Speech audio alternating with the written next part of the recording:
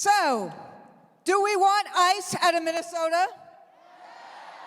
Oh my God, I know this is a rally and it was cold outside, but do we want ice out of Minnesota?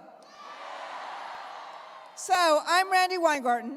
I'm the president of the AFT, American Federation of Teachers, and I need to tell you that from coast to coast, 1.8 million members of the AFT are standing with Minnesota today. We are all Minnesota today. Our education unions from Minneapolis and St. Paul and Edmond, and here with me today were our leaders from Illinois and from Massachusetts. We are all Minnesota today. And as the faith leaders just said, look, at the very least, shouldn't schools and hospitals and churches be sacrosanct? What? And shouldn't the life of Renee Good, the life of 5-year-old Liam, the life of Shang Li Thao, shouldn't they be sacrosanct as well?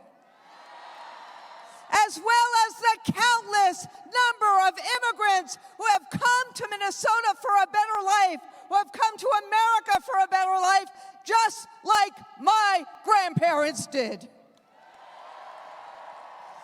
Donald Trump is using ICE to provoke violence in communities that have historically been welcoming and safe. And why? Why is he doing it? That too, to militarize American cities. It is state-sanctioned violence, no different from what Alabama did in Selma in the 60s. And this is not who we are. At Roosevelt High School, an educator was tackled and detained by federal agents using pepper spray near students and teachers. A teaching assistant, yeah, shame. A teaching assistant was driving his family when ICE agents threw a flashbang grenade that almost killed his baby.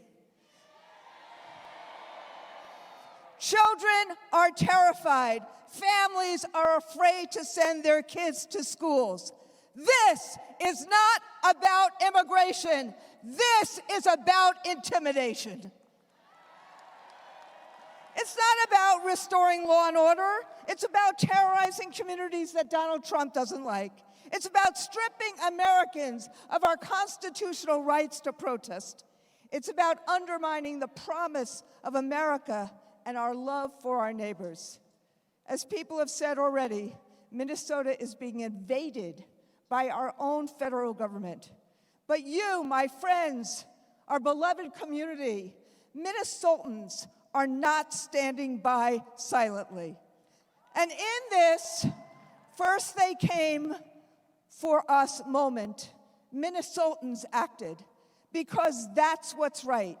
And because authoritarians don't stop with the most vulnerable or the people that have the least power. Authoritarians don't stop until they are stopped.